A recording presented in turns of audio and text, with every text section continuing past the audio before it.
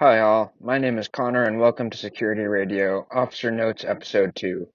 First of all, make sure to like, comment, and subscribe for more content.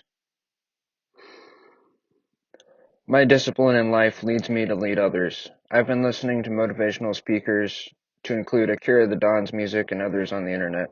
I've learned so much from them it's difficult to put in a nutshell. Next priority after my discipline would be extreme ownership of my faith, my job, and my life. It's important to take responsibility for your mistakes. Especially in tragedy, don't blame others. Don't use infinite excuses to shirk up owning up to it. Be honest and don't lie. Trust is a courageous pursuit and it is reciprocal. It takes compassion and extreme ownership to facilitate a healthy relationship based on trust. And if trust is taken away or lost on your part or another's, can it be rebuilt? That's a good question. The truth is that there is no shortcut or hack. If you're waiting for that, you won't find it. Discipline, I think, gives meaning to suffering and freedom. To get ahead in life, you have got to suffer. I'm not talking about living with meaningless pain and in fear. It's about exploring the unknown, harnessing darkness, and discipline. When people think of mind control, they think about controlling other people's minds.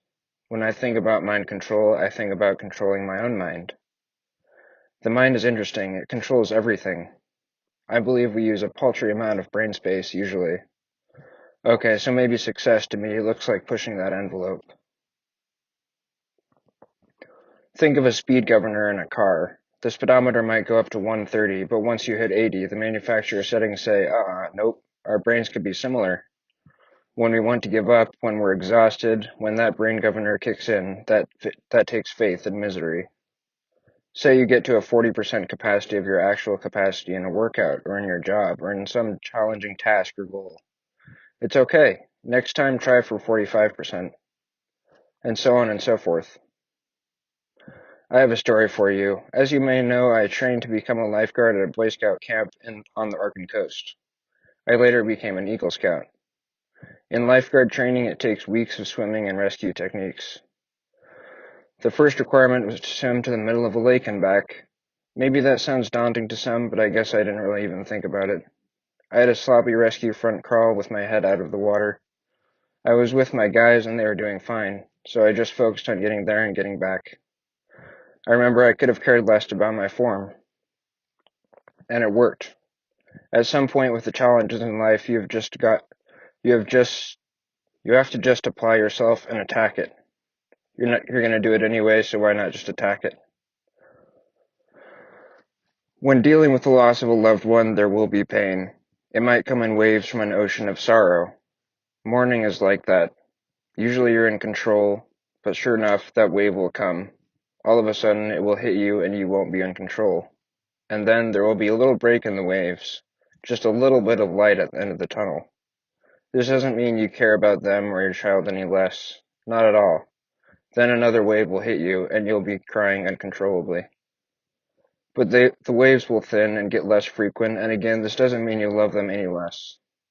My advice is to write down, I know they loved me, and they would want more than anything for me to be happy and productive in the world, and that you love them, and then take it to their grave and cry.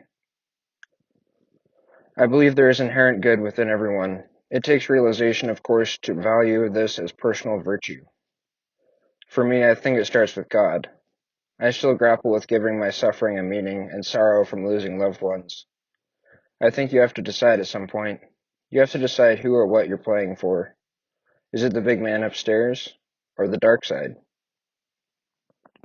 I think my suffering requires sacrifice as meaning to life. Of course, God comes before all else. My devotion to Him is unending and transcends reality itself in a heavenly way. I think understanding my dark urges will necessitate minimal work because it's negative.